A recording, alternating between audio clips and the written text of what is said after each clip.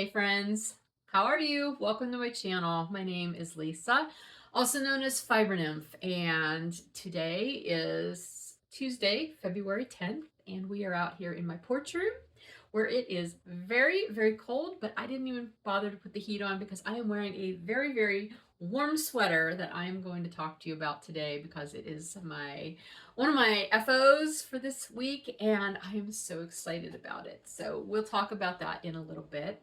But first, I just wanted to say welcome. If you are a return viewer, I'm so glad you're here with me again today. If you are new, thank you so much for checking out my channel. I hope you'll enjoy the video.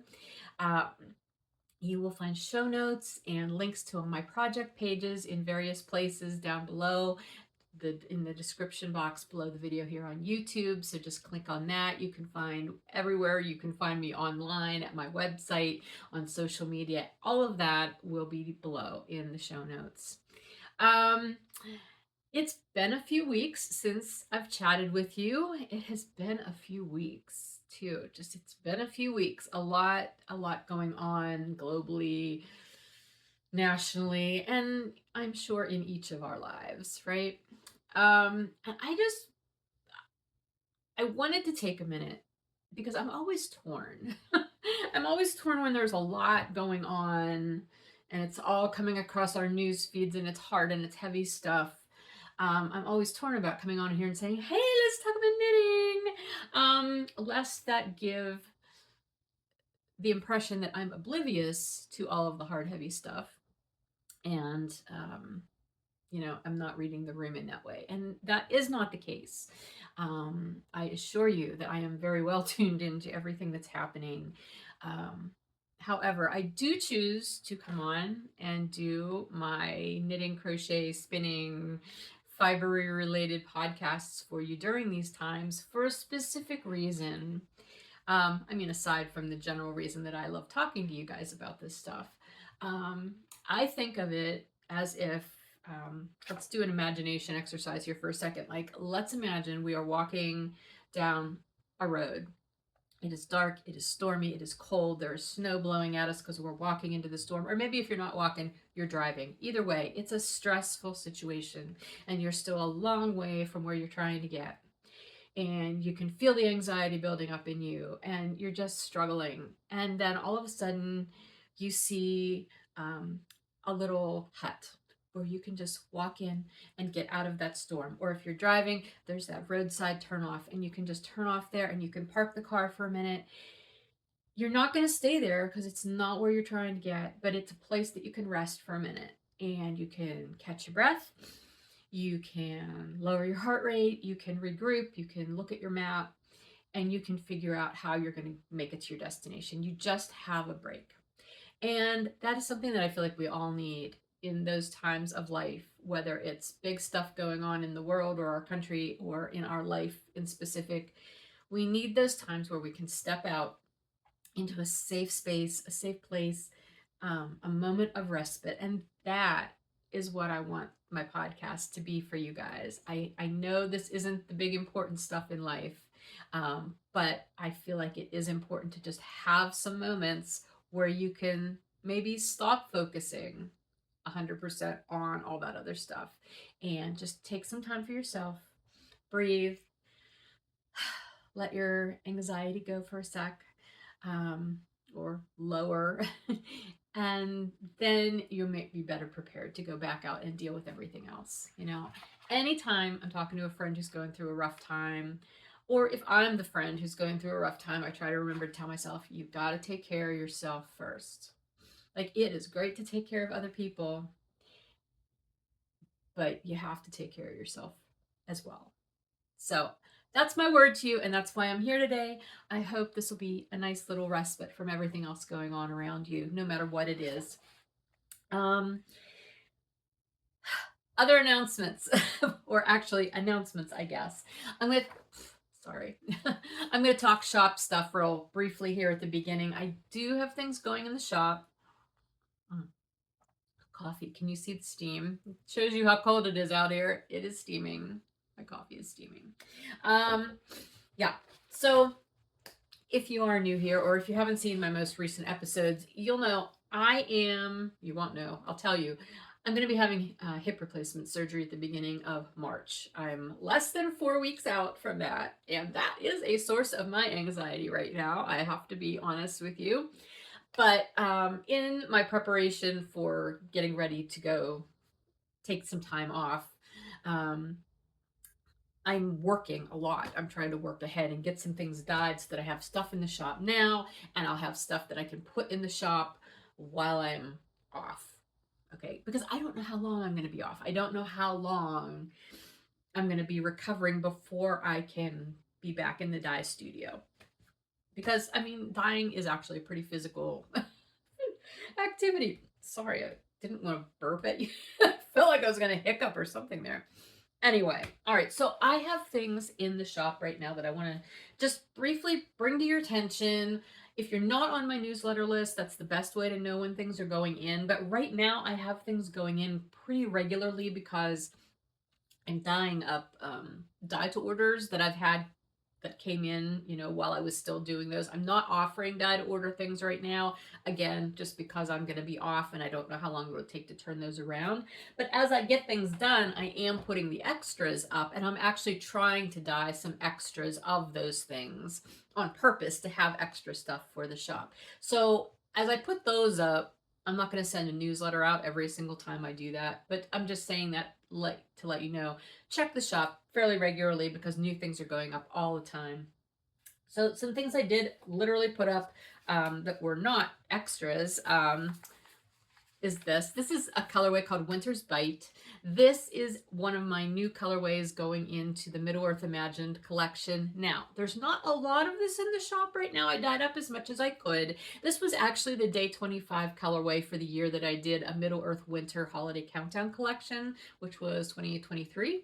But I never brought it out into the actual shop, and it's there now. I thought this was a great time. It is a 6-stripe colorway. Since it was a day 25 colorway, I never knit up a sample of it, and since I had a limited number for the shop, I did not want to sacrifice one of those skeins to knit up a sample now, but there is a mock-up of how it stripes in the shop listing. So if you are interested in that, you will find this colorway in the shop. I do have self-striping, there's some mini skein sets, and there's some fiber. So that is all in the shop. I misspoke. I do have some extras to show you. You might remember back in December, I did pre-orders for 2 winter mystery kind of colorways. One I was calling Winter Mystery Pie. That's not its official name. It's actually called Winter Wellness Pie. So it comes with this little insert that explains the inspiration for the colorway, but here's what it looks like. It's not a mystery now, and it does come with a little extra, a mini. And the concept with this is each color represents different ways we can kind of take care of ourselves in those dark, dreary days of winter while we're still waiting for spring to start to get here. So hopefully that will be a fun thing. Limited quantities, I will say, limited quantities of those right now. And the other one was Winter Light, and so this is what that looks like. And again, there's a little insert there that talks about the inspiration for that, and that also comes with a mini. It's a variegated mini. It coordinates with the main skein, so this one is 5 stripes. So those are in the shop, and most recently, actually they aren't even in the shop yet. I will probably be getting them into the shop. They will be up by the time this video goes live, let's put it that way. I did some fiber, and every once in a while I like to do fiber sampler sets so that if you are, well, not just a new spinner, but especially for new spinners, but even someone who's been spinning a while who might like to just play with a variety of fiber breeds. I did that. I have 4 different sets that you can get right now that will be in the shop. 3 of them are the same fiber sets, like they have the same 7 breeds in them, but I did them in 3 different color combinations. So I'm going to show you those first. The fibers, I'm going to tell you the fibers first. The fibers that are in them, the breeds, are Rambouillet, BFL, Cheviot, Mixed BFL Silk, Polworth, Falkland, and a Targhee Bamboo Silk blend. So there's 1 ounce bump of each of those breeds, each of those blends. Some of them are blends, not just breeds, in each of these. And so there's 3 different color combinations. So the one is reds and yellows and oranges and warm colors. I did pop a neutral into each one just because I think that's always nice to do. My thought for these, well, you know what, I'll tell you my thought for these in a minute. Let me show you the colors first. So this is one of them. I haven't really officially named them yet. This is the second one with cooler colors, purples, pinks. This is a purple leaning blue.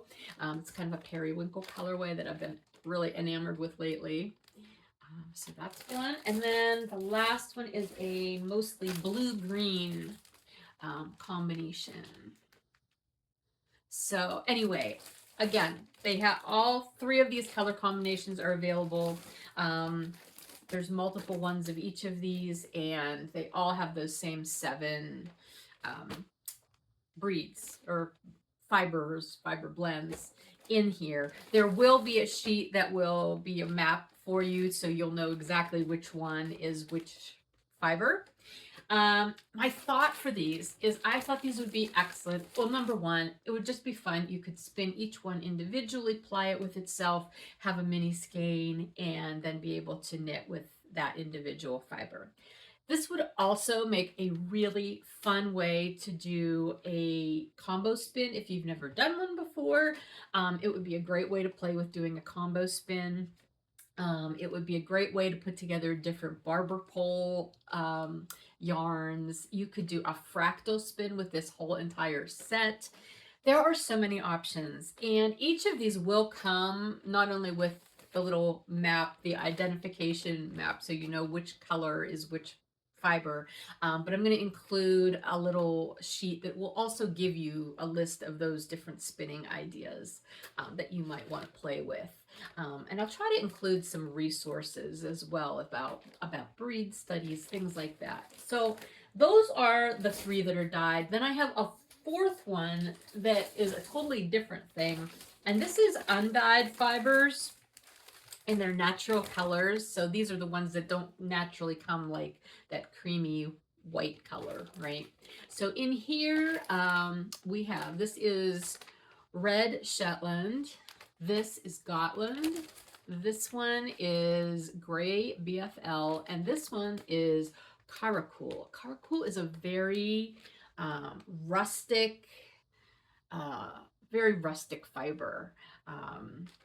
It's a very old fiber, old breed. Anyway, so again, I will have information in here so you'll know what is what and give you a little bit of info about those breeds. Anyway, and there's a bunch of these, and there will be a bunch of these in the shop as well. So, yeah, that's what's going on in the shop in the immediate future. Again, I have a whole lot of things I'm trying to dye. Like I said, I am less than 4 weeks out from surgery. I'm trying to get everything that I'm going to be dyeing done and ready to go by the end of February, because that first week of March I would like to reserve for doing what I need to do to get ready for my surgery. So a lot of moving parts going on in my work world right now, but I'm doing what I can do. You know, I haven't done a regular podcast in a while, but you might have seen I did put up a video called Getting Unstuck or something to that effect. And one of the things I talked about in there was a quote from Sarah Bauer that she did on a mindfulness series that she did at one point in time. And it went, start where you are, use what you have, do what you can. And that is very much my mantra right now. I am starting where I am. I am using what I have at my disposal, which is why a lot of the things that I'm dyeing yarn-wise, self-striping-wise, there's not going to be every single fiber or yarn base that I carry. It's just not going to happen. I'm using what I have at my disposal that's already prepped, and I'm putting up as much as I can, and I'm just doing what I'm able to do right now, and I hope you guys understand that. I have had a couple people email me with questions like, are you going to put this face up? Are you gonna put this on? And it's like, I would love to say yes. And eventually I can, but not right now. So I hope you understand the limitations that I'm dealing with at the moment. Now is not forever. It will change. But I gotta get through this period right now. Okay. That's everything for the shop. I know that was a lot of chatter. Thank you for sticking with me if you did. Or hey, if you jumped ahead, here we are. Hi. Let's get started again. Although it's so cold in here, my nose is running and I need to go take care of that. So hang on, I'm back. May need to take that break again a time or two, but that's okay. I'm going to warm my hands with my coffee cup right now. I really should have turned the heat on, I guess, but I was thinking, oh, I'll be fine. All right, we're going to start talking about crafting now that we're like past 15 minutes in here. And the first thing, elephant in the room, although my shirt that's underneath, it's kind of wonky at the moment. My Cascade Mountain cardigan, guys. I'm so happy with this. I finished it, and my goal was to finish it before the end of the pigskin party, which I did. I think I finished it, I don't remember which day, but I finished it before the pigskin party, well in advance.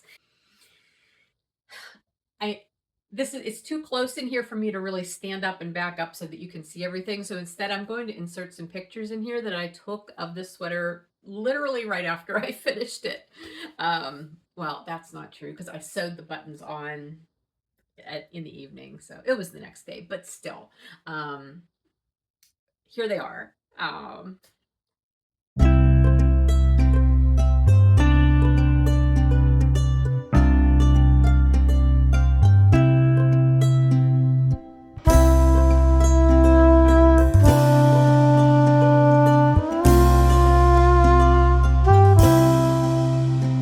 All right, so hopefully that gave you a good idea of what this sweater looks like. Guys, I am so happy with this sweater. Like, it is probably the best fitting cardigan that I have made for myself in quite some time, in every manner of speaking. The sleeves are a little bit longer than I would like them after I blocked them, but I just rolled the cuffs up and they're fine. I mean, being a crocheted item, it would be super easy for me to undo this and redo the cuff, but I'm not going to. It's fine, just the way it is. I have pretty much no complaints about this. So details. This was the Cascade Mountain Cardigan by MJ's Off the Hook Designs. I knit this out of 7 skeins of Blacker Cove, which was their birthday yarn in 2020. I believe they only had 7 colors, and I ordered 1 of each from the Woolly Thistle back in that time. And it sat in my stash. I wasn't sure what I was going to do with it. It was definitely a woolly wool. It's a 4-ply fingering weight. It's a heavy fingering, though. It definitely is closer, I think, to a sport weight. And it knits up heavier than a regular fingering weight. It's not superwash yarn, so it's got that sticky, feel to it. It's very comfortable on, though. Like, I have a short sleeve shirt on. It is not bothering me at all. I have worn it a little bit around the house just with a tank top under it. Very comfortable. I don't believe this yarn is available anymore unless you would get it on like a D-stash or something. But anyway, so much fun.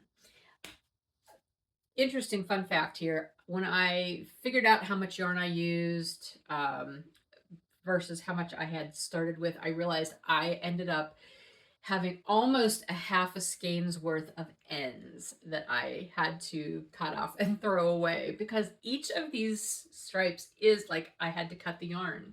There was nothing carried. I used 6 colors in all of the striping and in those granny squares in the back. Obviously, I didn't use all 6 colors in all of the granny squares because there were like 5 rounds, I think. And then the 7th color is what I used for my button band and my cuffs.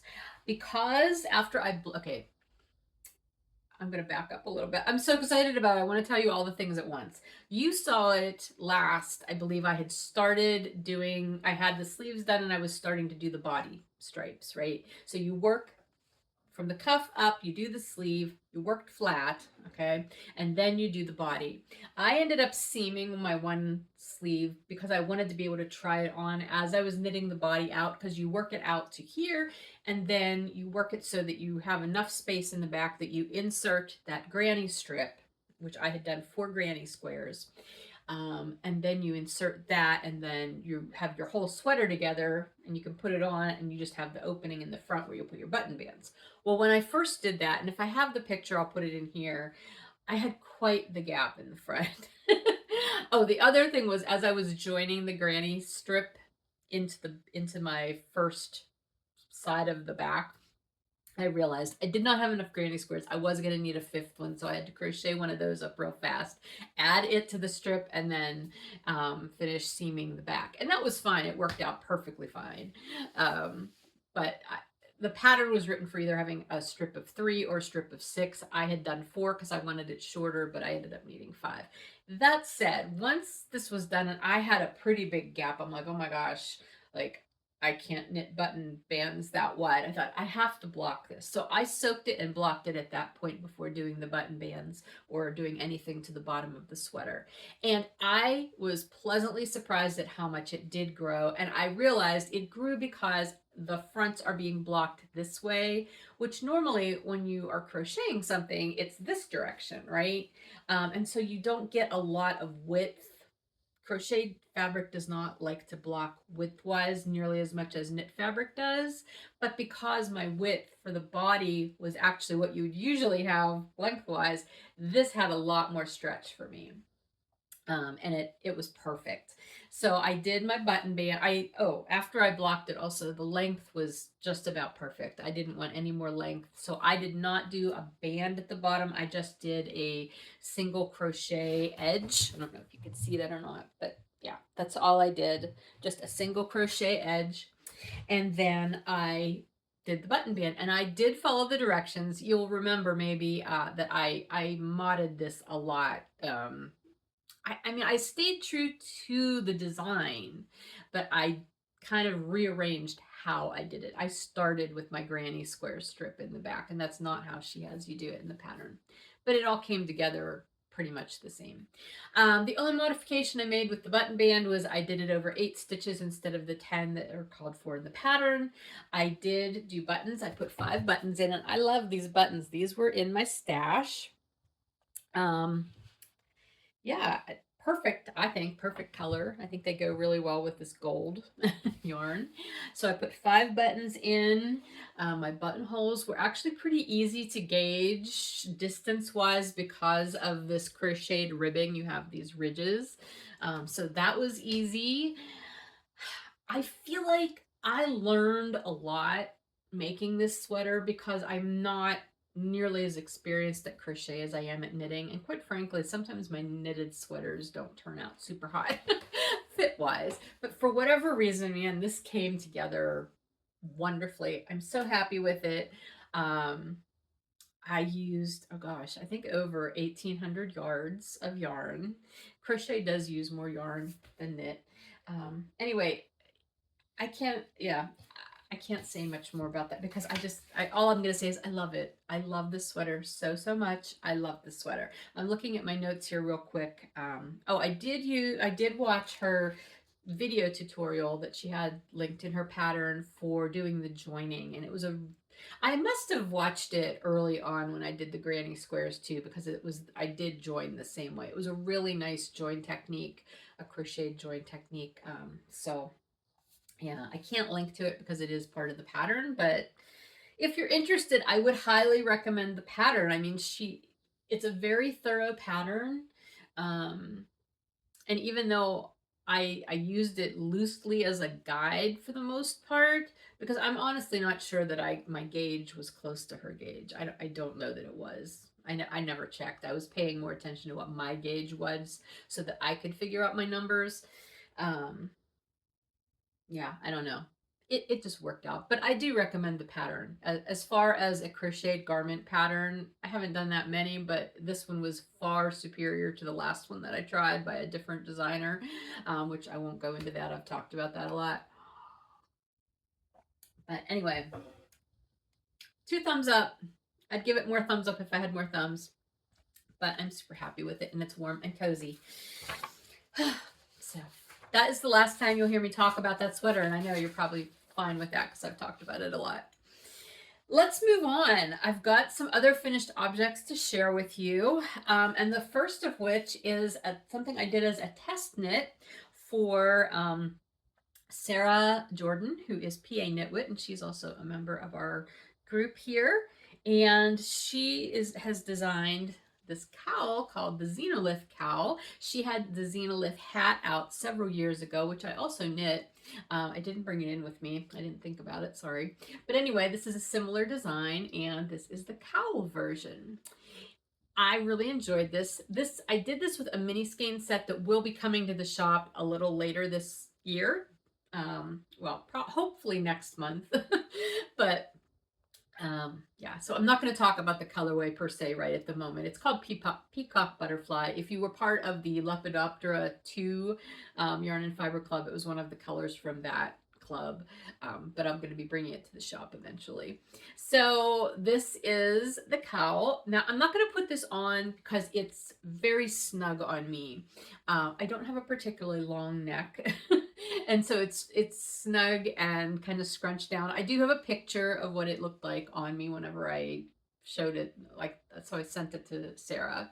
So I think this snug version would be really nice if you are out, like you're going to be outside, like walking when it's really cold, or skiing, or you know, doing anything where you need something to definitely stay up against your neck. This would be great. I tend to like looser cowls, and then I kind of double them over and zip my coat up, and then they keep my neck warm. That's just a personal preference thing. But Sarah did say that some other testers did mention about, you know, the snugness, and maybe it would be nice if it was a little looser. So she did come up with a second version that is a little bit looser, and so I'm also testing that. So this is still a work in progress. So it's the same motif, but instead of using a mini skein set, I'm using 3 different half skeins of my bedazzled base. This is periwinkle. Remember I mentioned that periwinkle that I'm just so in love with. Periwinkle, wisp, and green apple. I love this color combination. So anyway, this is the little bit wider version. So when it's done, it will definitely have some drape to it around my neck, and I'll be able to do that fold over thing that I like to do. But anyway, really fun pattern. I think she said she's planning to try to get this published by the end of February. I will definitely let people know, like on my social media and on here and on in my newsletter, because I am hoping, I'm planning to put some mini skein sets up in the shop that will work for this cowl, as well as maybe I'll dye up some half skeins too if you want to do like a 2 or 3 color version instead. So I just wanted to make that available since she used my yarn for the original that she did in her pattern. She used the Wild Atlantic Wildflowers colorway mini set. So I will have some of those. I'll have some of these. I'll have some others, again, as well as some half skeins. So you can mix and match. But I will definitely let you know when that's out. I'm really excited. And thank you again, Sarah, for letting me test knit that and share that here. I love sharing my friends' work. So those are some projects that I've worked on. What else? Oh, speaking of things Sarah has designed, hang on. I have stuff surrounding me here. A pattern of hers that I've had in my library for a really long time, and I don't know why I've never made it before now, but I decided I was going to make this. Is this hat? Is this not the most lovely hat? And I did, okay, hers had a pom-pom. I decided to go tassel because you guys know I love tassels. But anyway, this is called Schmur. Really fun little story about why it's called Schmur in the pattern. Anyway, fun color work. And I'll tell you what, between working on these cowls and then doing this hat, I realized that it's been quite a while since I have done stranded color work, and I'm really enjoying it.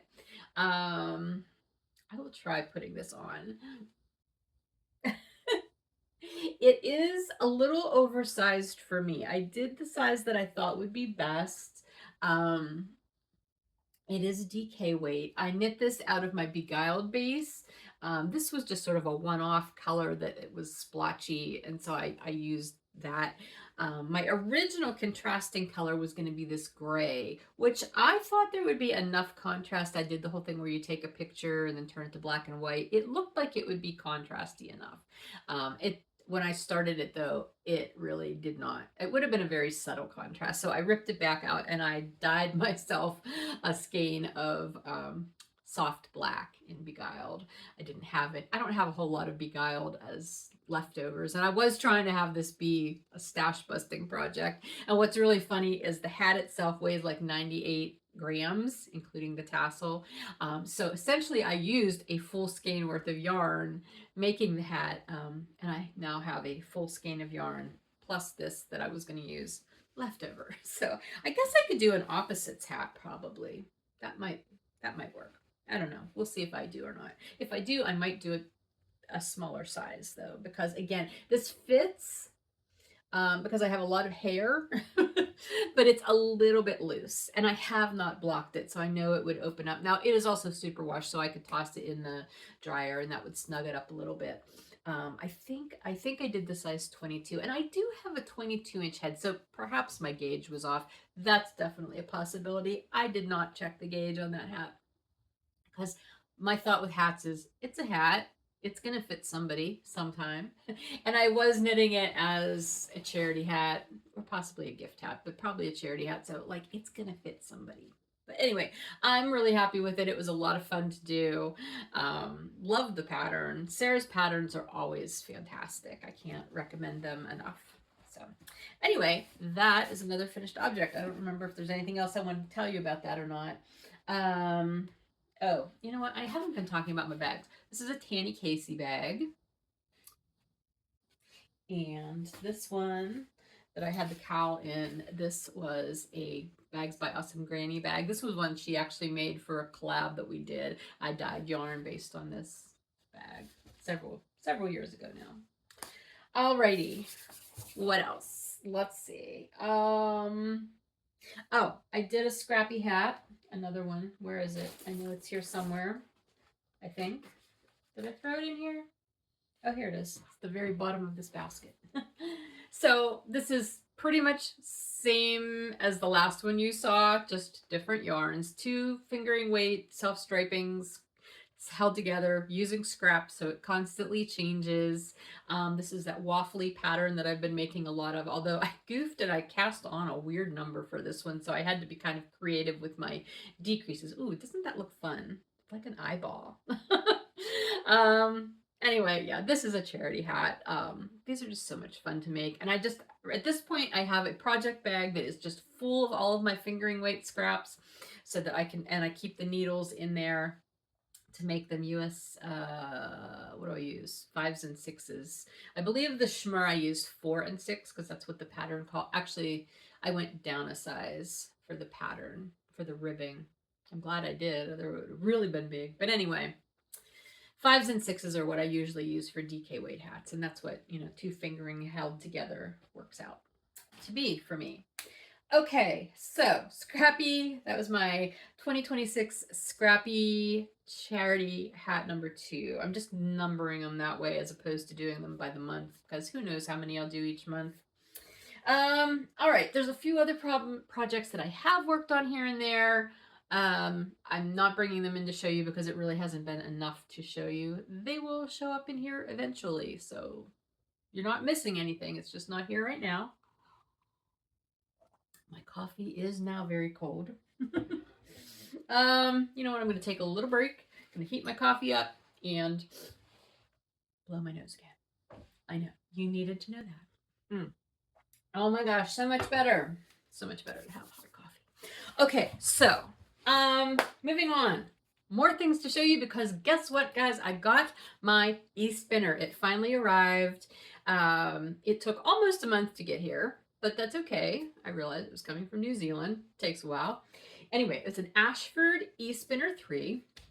And I think I'm going to do a video about it. Just giving you a tour of it, talking about it a little bit, and sharing my experiences with it. That'll be a separate video. So anyway, but I do want to show you what I've done with it since I got it, because I got it and pretty much I think that night after it arrived, I started playing with it. I did not want to dive right into plying my Advent bat vent from Knit Spin Farm. I needed to, get a little bit of a hold of how to work it. My only experience using any type of e-spinner before was I was a Kickstarter backer for the Imagining Robots. I don't know that that's the right word. The Nano. It's a little tiny 3D printed spinner. I'll try to get the right words down here for you. Anyway, I backed that several years ago. I got that. It's very tiny. I remember fussing with it more than enjoying spinning it. Although I will say what I was spinning with it was probably not the right fiber to spin. What I was spinning with it may actually have been some bats from a bat vent, or just maybe bats. They might have been random bats. I don't know. But they were not the best fiber choices to try out on a wheel, that kind of little wheel right away. I think that little wheel probably has a really good use for other fiber, but not that one. I used it that one time, did those little bats, and then never touched it again. That said, I was confident that I would enjoy using an e-spinner. And with my hip bothering me as much as it was, not knowing that I was going to be having hip surgery this soon, I did order the e-spinner at the end of December, got it at the end of January. So here we are, I have it, and I am enjoying it quite a bit. This was my first spin that I did. I just pulled a little bump of fiber that I had in my stash. I think this was like a little leftover that I had dyed for something, but it had gotten extra color or dropped on it. So anyway, I just did a 2-ply. I don't even know what this is, what fiber it is. I'm unsure. It might be BFL or Polworth. I honestly don't know. I'm guessing. It wasn't labeled. But anyway, I just did a 2-ply and it worked fine. I spun it into... It was a very small bump. I spun it all onto the bobbin, got the handle of tension, because it's Scotch tension. The balancing tension and speed with the e-spinner is very different than balancing it on one that you're treadling with your feet. I'm finding it to be a much more difficult balance. But I got it figured out as much as I needed to do this. And the next day, then I wound this into a center pull ball, plied from the inside and the outside of the ball, and got this. And it was very well balanced. It was not twisty, turny. I had no strange little things boinking out. It looked great. And then I soaked it, and it still looks great. And so I think this is about 85, 86 yards, something like that. So great. I did that and thought, I'm ready to move on, and I'm ready to ply my bat vent. And here's the resulting skein of bat vent. Here. And here's what it looks like. Just sort of hanging. Looks pretty normal, right? Want to see what it looked like right after I wound it off the bobbin onto my Nitty Naughty? So berserk. It was so over-energized. And what I think I did, I'm pretty sure what I did was, I thought, I always have trouble. I feel like I tend to underply my yarns. And so I thought, well, this is great because I don't have to worry about thinking about my treadling speed. I can just set the wheel. And so I can focus more on how much twist I'm getting in there. So I was purposely trying to get more twist into this yarn. Well, I got more twist into it, didn't I? I'm looking to see if when I first, like you can see right here, it's still got like a couple little kinky spots. Like,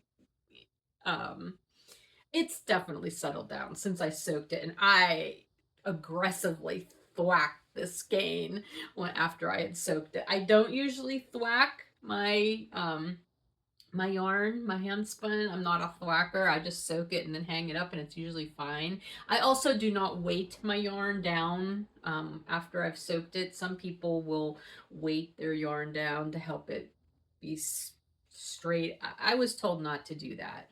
When I first started spinning, someone told me, no, you're just kind of defeating the purpose because you've put twist in it and now you're pulling that twist back out.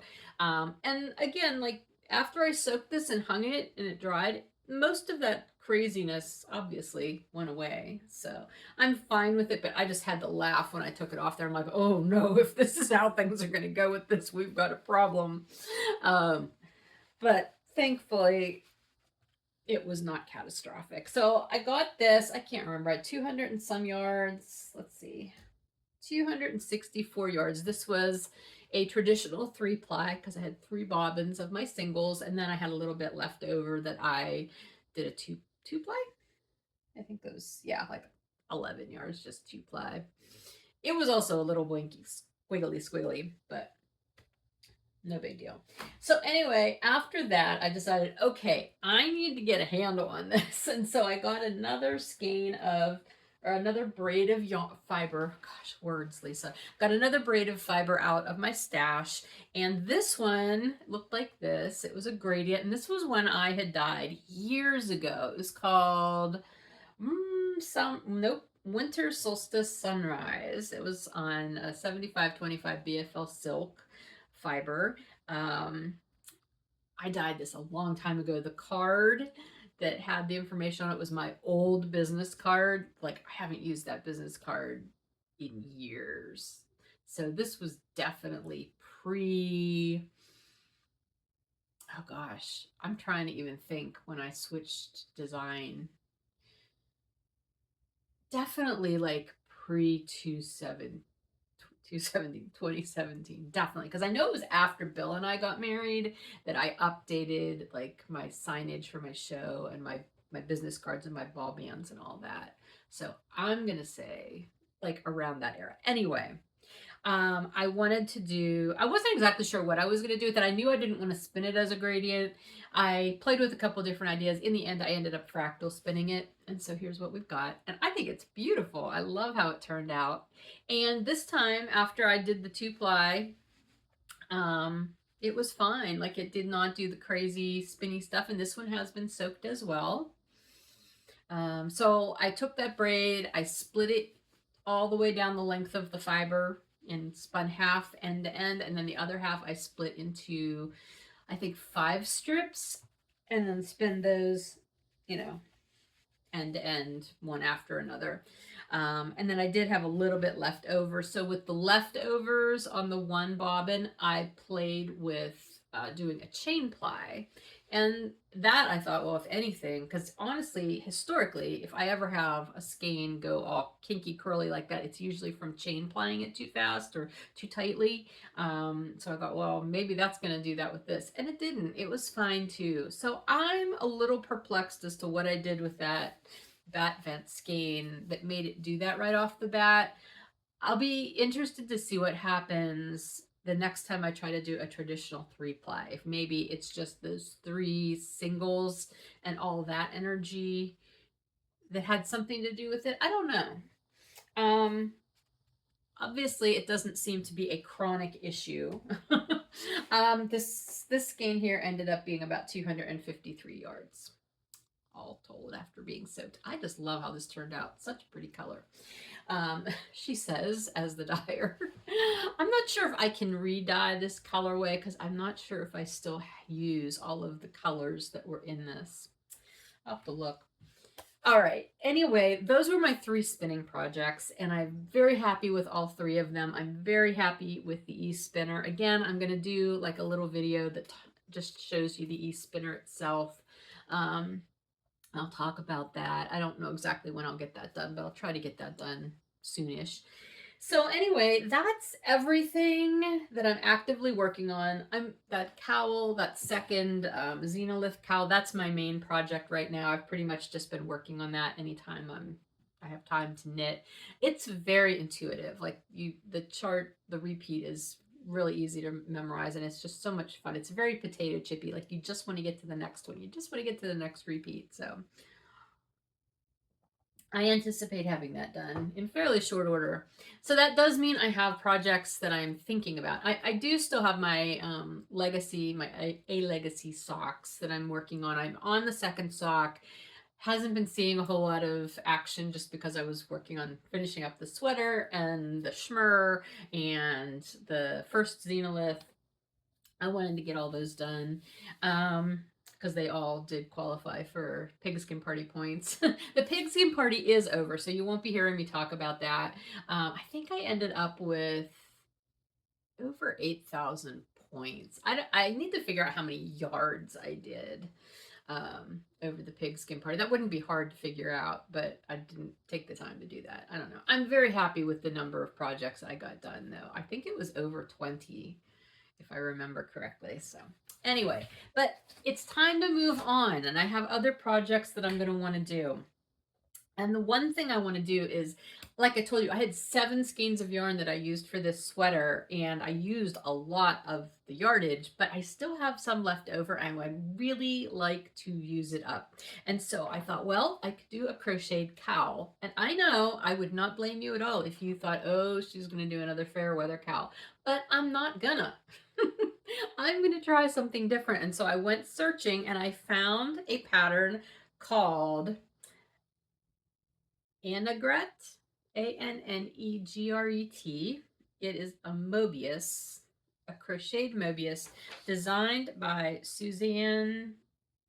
I can't read the writing on here. It's very light. Hang on. Suzanne Ederton, maybe? Ederton. I'll put the right name in here. It is a Shoppable pattern. I did get it off of Ravelry. It is available on the Shoppable site as well. It looks like this. It does come in 3 different sizes, a small, medium, and large, but they're all Mobiuses, Mobii. And the fun thing is, the whole pattern, number 1, is a single page. Number 2, it is all in German. Now, I have done 1 year of German on Duolingo. That is absolutely zero help with me reading this. That was quite a while ago. Haven't done it in a while. However, it does have a crochet chart. I am not great at reading crochet charts, but this is also not a difficult chart. When I first saw this pattern on Ravelry, when I was searching, I was just looking at how it was worked up. I'm like, I think I know how they did it. Like, I can replicate it. I just wasn't exactly sure how they worked that Mobius bit. And I didn't want to fake it. So I did spend the money for the pattern, and then I looked at it, and then I copied and pasted into Google Translate, and that basically gave me the ability to see the information that I need to know to add to what I was already guessing. And I was pretty accurate as to what I was guessing as to how it was made, and it's helping me read the chart. So I feel confident, and I did print out what Translate gave me. So I feel pretty confident that I'll be able to do this. Now, again, this one was made with 2 different balls of Shoppable that are self-color changing yarns. I am again going to be doing it with non-self-changing yarn. So again, I'll have a lot of ends to weave in, but I think I have enough yarn to do the medium size. Yeah, or maybe a narrower version of the large size. I don't know. I'm just going to do it. I think it'll be fun, and it'll be a nice way to use up this yarn, and I'll get all of that yarn out of my stash, and that'll be excellent. And there's a squirrel sitting out here on the deck on the one post twerking away at me. I'm not joking. I wish I could show you. Squirrels are so weird. He's looking at me like, who's weird? You're talking to a camera by yourself in a really cold room. Oh, there's 2 of them out there. Oh, those red squirrels. Anyway, all right, so this is going to be something. I will start this after I finish that second Xenolith cow. So that's one thing on my to-do list, my upcoming projects list. The next thing, Oh, I don't think I printed out the actual picture of it, but I will maybe try to insert a picture. It is the DRK Everyday Sweater. I finished a sweater. I feel like I should cast another one on, or yeah, this will be cast because it'll be knit. Yes, I do have another crocheted sweater in progress in my Languishing Whips. No, I am not going to work on that right now. And I have no excuses for that. But you may remember, if you've been around for a while, that I did a combo spin back in 2022 and 2023 that I was spinning specifically to make the DRK Everyday Sweater, and then I never made the sweater. I finished the spin, and I'll show you the yarn. Now, I have everything I need for this project, including the needles, in this basket, but that's my yarn. My combo spin. I even wound up a couple of the skeins so that I could start. I think I was going to swatch. Yeah, I'm not going to swatch. But anyway, I am going to make this sweater. I want this sweater. I want to use this yarn. I really want to use my hand spun more this year, especially since I have this new e-spinner and I'm going to be spinning more. I need to use my hand spun more. So that is going to be coming up. I'm not exactly sure when I'll get that started, but it will be coming up. And then spinning wise, I definitely want to get something else on that wheel. And one thing I'm considering spinning is this, which is a set of Hog Island fiber from the Ross Farm. I bought this several years ago now, and I'm not sure why I didn't spin it before now. However, you may have already heard the news from Amy Ross Manco, who owns the Ross Farm. Their historic barn from 1901 or 1910, it was one of those number combinations, burned to the ground a week or so ago, with all of their sheep in it who were due to give birth in the coming weeks. They lost everything. The barn and all of the ewes that were about to give birth. I don't even have words for how horrifying that is. And on top of that, Amy just lost her only son last year. Like, this woman, I know Amy, she's a wonderful person, and she's been so wonderful in the fiber community. She's very knowledgeable, and she gives a lot. And this woman has lost so much. She lost her husband, in 2019, Scooter Pie. She lost her only son last year, and now she lost this major part of her business that also had extreme family connections to her and family history. And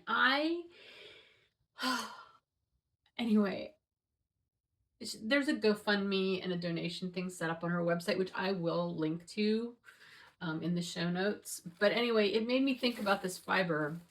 I'm like, I don't think I ever spun that. I should get it out, because I feel like this would be a really good meditative spin, just to, spin this and think about Amy and just send good energies out to her and everyone who is affected. The woman who I think is maybe the farm manager for her and also does shearing. I don't remember her name. She lost all of her shearing equipment, and I think she also had some of her animals in that barn. Anyway, just totally unthinkable. But yeah, so that's why I pulled this out. And I think this might be the next thing I put on the wheel. I'm not 100% sure how I'm going to spin it. My gut is to spin each of the 3 colors separately and have 3 separate skeins, as opposed to doing any kind of like barber pulling or anything like that. But we'll see. We'll see what I end up deciding. So anyway, yeah, those are the projects on my horizon. Other than that, what is going on? We've got the Keeping It Simple Make-Along happening. That chatter thread in Ravelry is very active. If you'd like to be a part of it there, if you'd like to take part just by posting on Instagram, you're welcome to do that. We have a hashtag, which I will put down here. You can find out the information. I did a video about it. I will link that up here or wherever that gets linked. There's a link to it also in the Fiber Nymph Dye Works blog, as well as in the Ravelry group. It's a very low key, keeping it simple. It says it all. You make up your list of what you want to do this year. It is never too late to join in. You can take part as much or as little as you want. I am doing quarterly challenges this year, and the first quarterly challenge was to finish up Languishing Whips. Anything that you have as a whip prior to 2026 counts. So my sweater counted. What else counted? There was something else that I started. Oh, my Advent spin, my Batman. That was one of my Languishing Whips. We'll see how many. If I actually get those darn socks finished, that will be one. That'll be great. So there's whip finishing, and then also like whipping your stash into shape, like going through your stash, rearranging, organizing, or anything having to do with your crafting, you know, just getting things in order. Sometimes it's just nice to take a chance to look through everything and make sure you remember what you have, because I know I always find things like, oh, forgot I had that. So anyway, that's the first quarter challenge. One of my ongoing goals for the past few years of make-alongs has been to try a new recipe every week. I never actually get it done every week. And honestly, I have not tried any new recipes since the last time I talked to you guys. I'm not sure why. I have a few queued up that I want to make, but for some reason I just haven't. I think I've just been in a mode of like, I just want to do things that are easy and that I know and that I don't have to think about. So we'll see. Hopefully by the next time I talk to you, I will have tried something new. Although once I have my surgery, I'm not sure how much cooking I'm going to be doing. I keep thinking, oh, I need to freeze things, like make things ahead and freeze stuff. Not that Bill can't cook. I mean, he can. We're not going to starve by any stretch, but anyway, so yeah, I don't have any new recipes to share with you. So, I mean, the rest of it is just life stuff. You know, I won't lie, I'm pretty much consumed with this upcoming hip thing. I do not do well with unknowns, and even though they gave me a big booklet of information to read ahead of time that were supposed to answer a lot of my questions, it just gave me more questions. And I haven't talked to them about the questions yet. I'm waiting to hear. Somebody's supposed to be calling me sometime soon, I think, to discuss some things, but I'll just be really happy when I'm on the other side of this surgery and recovering. I'm very optimistic that my recovery time will go well. I've heard from so many of you who have shared your experiences with hip replacement, or the experiences of like a partner or someone else that you know, and nobody has had a bad story. And I'm glad about that, because I would like to not hear bad stories. Everybody has said how, you know, it was a fast surgery, home fast, and, you know, recovery was easy. So I'm hopeful for that for myself as well. Other than that, oh, I think I mentioned to you last time I had a gallbladder test, the HIDA scan, came back normal. So yay. That weird pain I get in my side, not gallbladder. I don't know. They didn't have much to say about it. They're like, just continue treatment as usual. I'm like, treatment? I don't have any treatment for this. Like, what are you talking about? Whatever. So we have had a lot of snow. I'm looking at the deck here. I know you can't see it, but we still have a ton of snow out here. I don't know if I can turn this. I don't want to like make you dizzy, but let's see if I can turn things. Oh no, that's not how I turn this. How do I turn this? Hang on. Oh, there we go.